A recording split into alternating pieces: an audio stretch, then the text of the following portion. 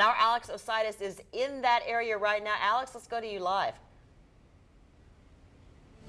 Hey, Jeannie, and we moved just up the road from the bridge because we have a good source there, and he's going to keep us posted. We'll go back and show you that in just a little bit. But we moved under this gas station awning here because it's still just a little bit of a drizzle, still seeing the gusts of wind, but different angle to this right now is that the gas stations here, which were open just yesterday, this very one, wrapped up their pump just in the last 24 hours. They have decided to close up. Now, this whole energy situation is all relative because we met a lineman actually here. He saw our First Coast News car, came up to us and said, do we know where there's any gas? Well, we downloaded the Gas Buddy app and we were able to point him in a right direction, at least to go back towards the interstate and give him some ideas on gasoline. As folks continue to come to this gasoline station and see that these are closed pumps at this point. But we got talking to that lineman. He is on his way from Orlando to South Carolina. He was rerouted. He's bringing a few other people with him. He was from Michigan, and the other guys with him were from Indiana. So a lot of people coming into the state. They're prepared to help, but right now he says that their need isn't necessarily here in Florida. That's why they are moving and going to stage in South Carolina. So Dorian, as it moves, it's moving people as well. So this is that part of the story that we're now starting to see as we continue to have a little bit of light rain and some gusts here in Flagler County. We're also keeping in touch with those emergency operations managers as they watch this storm play through. They've been keeping their Twitter feed updated as well to see if anything. We've checked in with the sheriff's office. They're not reporting much of any issue across the county. We have seen the power outages, but in terms of flooding or any dangerous situations, they have everything pretty much under control here.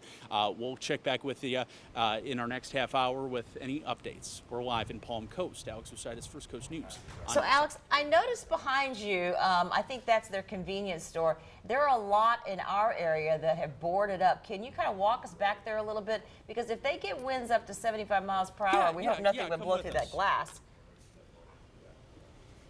No, and I actually came and checked out this glass a few minutes ago because we saw something moving around. It turned out to be a frog was jumping up on the glass. I'm going to post that picture on Twitter.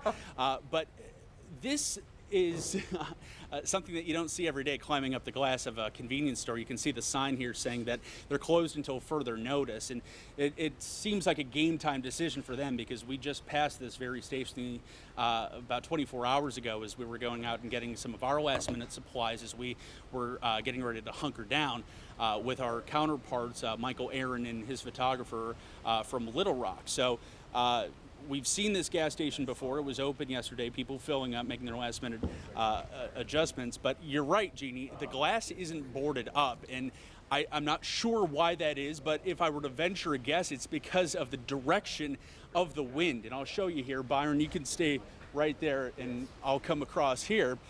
So the wind is actually coming this way. So as I step out from behind that building, now I'm getting a lot of the gusts. So this glass isn't facing the area where the wind is. So again, if I were to venture a guess, that's probably why they didn't board up, because they're not being hit by that wind that could bring debris to them. So that's what I would say, Jeannie. Yeah, that makes total sense there. And Alex, as we close out, just for people who are kind of wondering, how far from Jacksonville to where you are, how long a drive is that?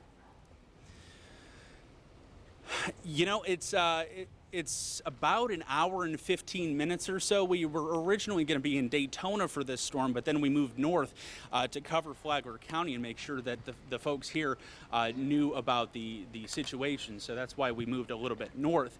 About an hour and 15 minutes or so. The majority of the emergency command center is in Bunnell, which is just a short 10-minute or so drive down the road from us from here in Palm Coast. We're also keeping an eye on Flagler Beach. You know, that area was hit hard during Matthew when they lost part of A1A, which they're continuing to rebuild at this point. So it was interesting to see those signs, the road closed sign, but that was because of a storm 2 years ago.